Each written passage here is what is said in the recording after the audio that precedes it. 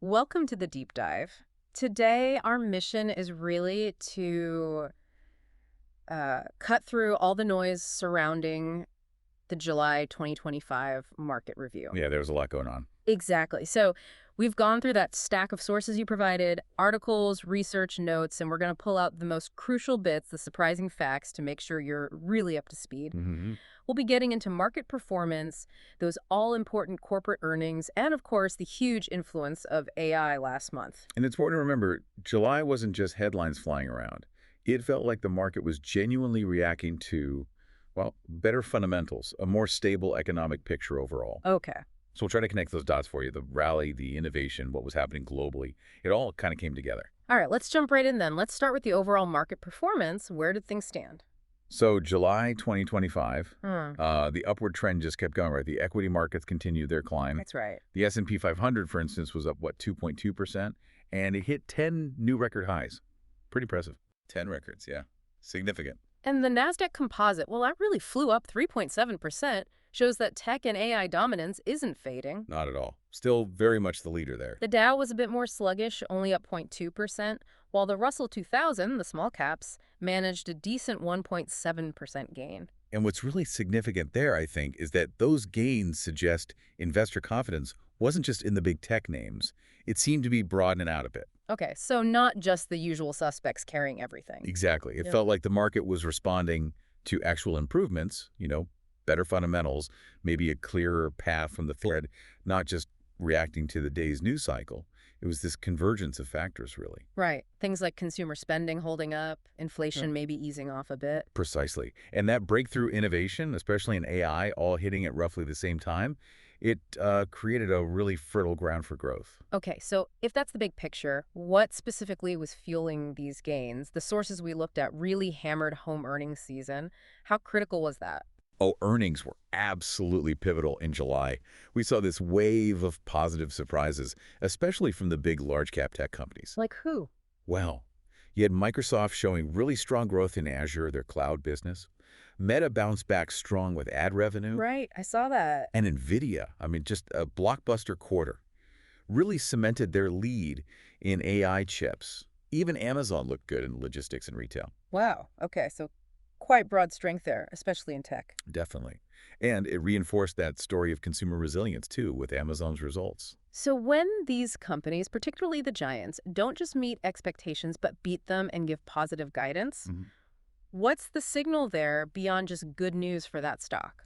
It's a really powerful signal. It suggests that, the underlying business environment is genuinely improving. It validates the strategies companies are using. And the surprise factor, especially with earnings per share or EPS, that was really impactful. Explain that a bit more, the EPS impact. Sure. So EPS is just the profit allocated to each share of stock. When a company beats the analyst's forecasts significantly on that number, Yeah. it acts as this major catalyst, not just for their stock, but often it lifts the whole sector.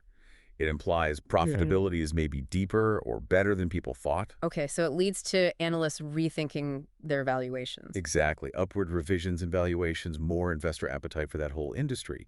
But, the question it raises for me is, how much is like organic growth versus just being pulled along by this huge AI wave? Well, that's a perfect segue because AI was just dominant. It felt like the investment theme in July. Companies everywhere scrambling to talk about their AI plan. Absolutely inescapable. You mentioned NVIDIA earlier becoming the first company ever over $4 trillion in valuation. Just staggering, driven by demand for those H20 chips, right? And getting new export approvals for China. That $4 trillion mark was a huge psychological milestone. And yeah, the demand for their hardware is just immense. And then you had Microsoft, Alphabet, Amazon.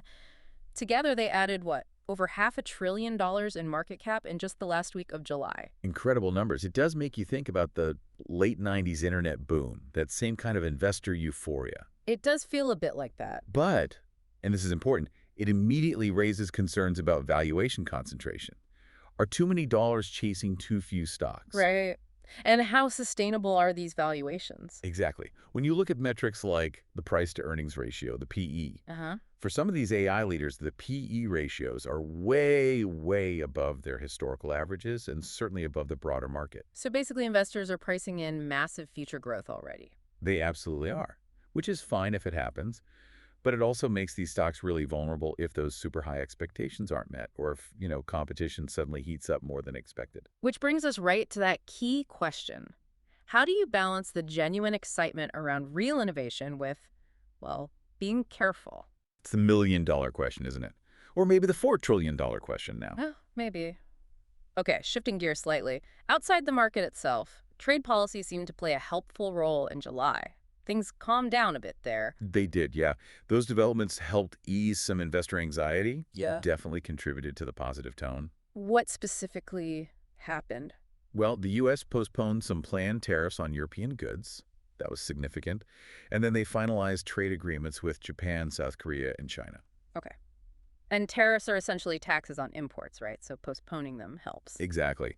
Think of lifting or delaying a tariff as removing a speed bump for the economy. Goods flow more freely, potentially easing some price pressures. Got it.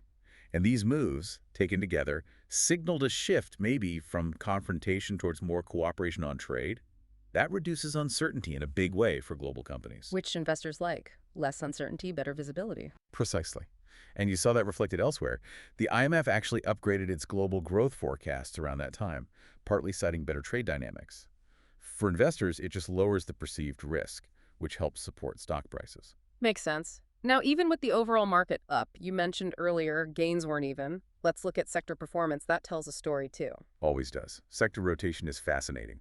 So, utilities actually led the way in July, up almost 5%. That seems defensive. It does, yeah. Utilities up 4.9%, followed by technology still strong at 3.8% and industrials at 3.0%. On the flip side, healthcare took a hit, down 3.2%. So, utilities leading. Does that mean investors were getting a bit nervous despite the rally? It could suggest that. Sector rotation is basically capital moving around, money flowing into defensive sectors like utilities, which people buy for stability and dividends, can signal some underlying caution. Okay. But at the same time, you still had tech and industrials doing well, which were more cyclical, pointing towards belief in growth and innovation continuing. So, kind of a mixed signal from the sectors.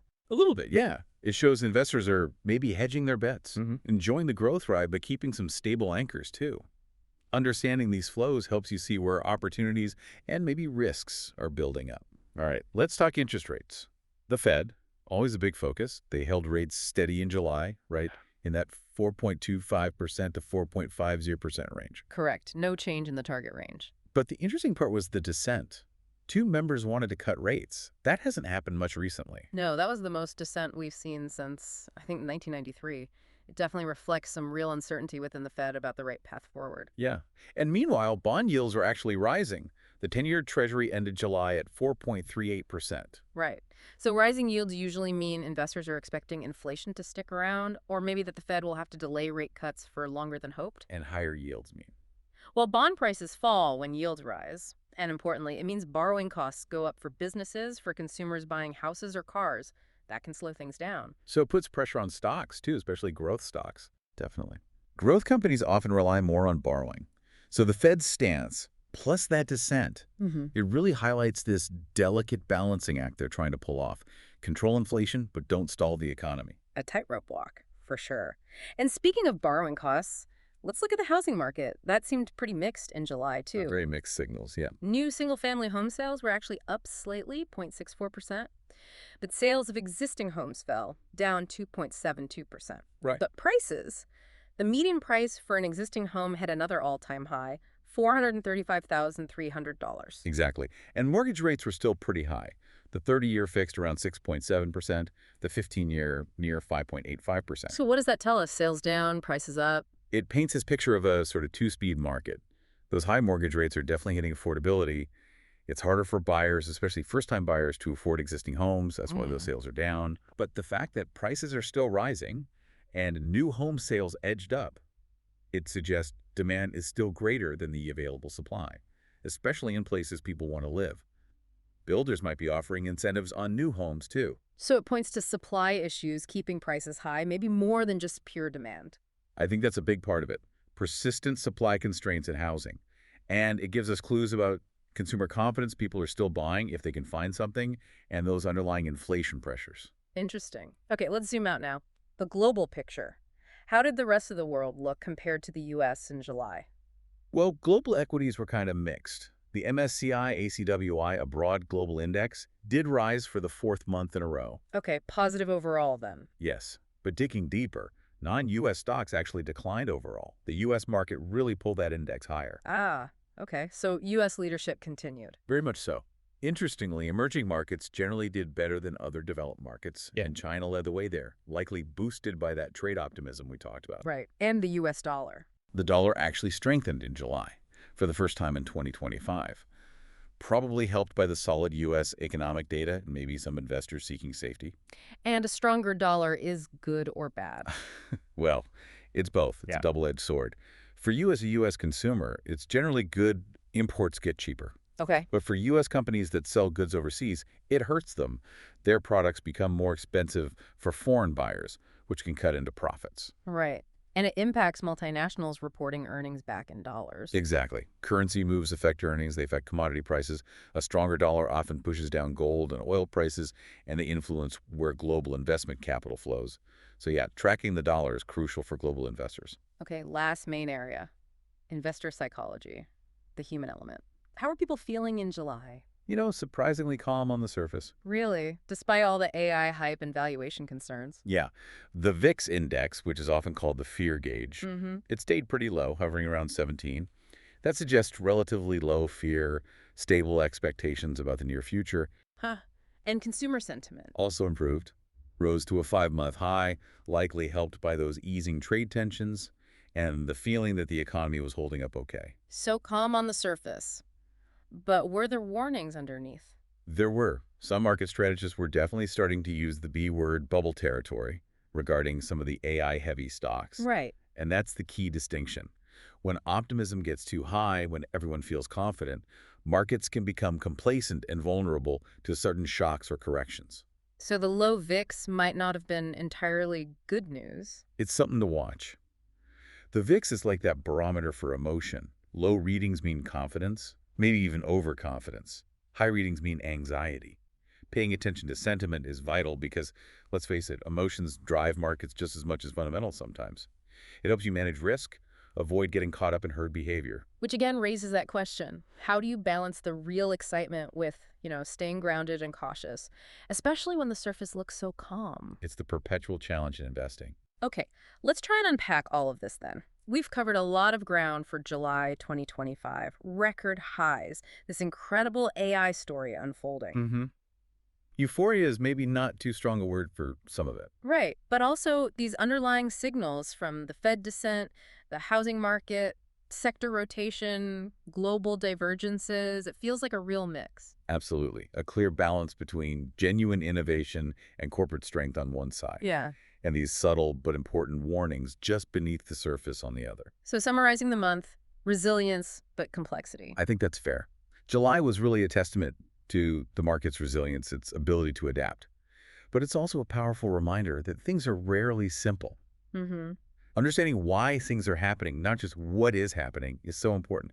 We always encourage you, the listener, to question the easy assumptions. Look at different angles when you're processing market news. Especially when things seem deceptively calm, maybe. Especially then. So a final thought for you, listening in. What does this all mean? You had this surprising market calm, even as AI valuations soared into, well, potentially risky territory.